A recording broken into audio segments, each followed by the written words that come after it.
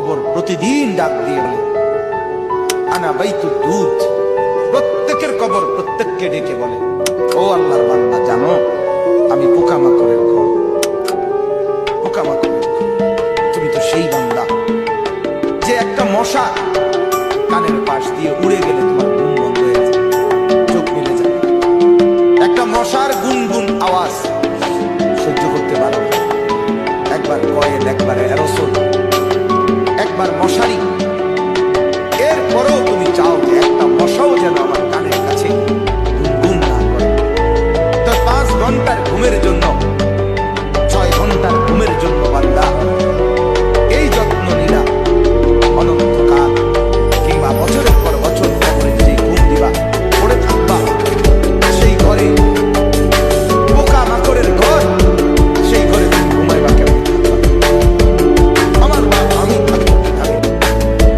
নিজ বন্ধু, একদিন রাত পোহাইলে দেখবা তুমি না, পৃথিবীবাসী জানবে তুমি মরে গেছো।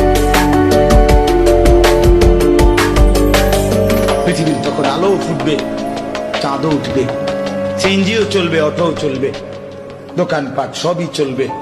এই পৃথিবীর হই হুল্লুর হুলুস্থুল ব্যস্ততা, ধোকাবাজ এই দুনিয়া, কেউ থামবে না, শুধু তোমারে কবরে পাঠায়। ধোকাবাজ এই দুনিয়া প্রতারক। আমার প্রায় সময় জানাজা পড়তে গেলে মনে হয়, দেখবেন জানাজার নামাজেও মনে করেন 10:30 বাজে জানাজার টাইম দিছে, 10:30 জানাজা, 10:34 বাজে গেছে, 30-40 বাজে গেছে। আর কিছু মানুষের এই পরিমাণ অস্থিরতা, এই মিয়া টাইম টেবিল ঠিক রাখো না, কইলা 10:30টায় জানাজা, 10 মিনিট ওভার হয়ে গেছে, কতক্ষণ খার পাড়ায় মানে উনি ব্যস্ত, ওনার এই 10 মিনিট সময় নাই। আল্লাহর কসম বন্ধু, এই মানুষটাও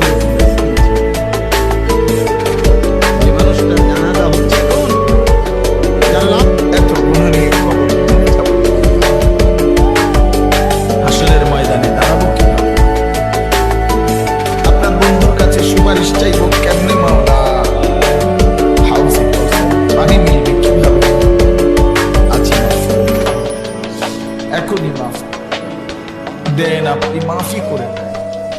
আযাব দিলে আপনার কোনো লাভ নাই, মাফ করে দিলে আপনার কোনো ক্ষতি নাই। মাফ করলে আপনার কমবে না, মাফ না পেলে আমাদের উপায় থাকবে না। আমাদের যার কেউ, কে কার খবর নেই, ছাট করে এই দুনিয়া কেউ কারো খবর নেয় না দোস্ত। এই স্বার্থপর দুনিয়া কেউ খবর নেয় না। তুমি যেদিন মরে যাবা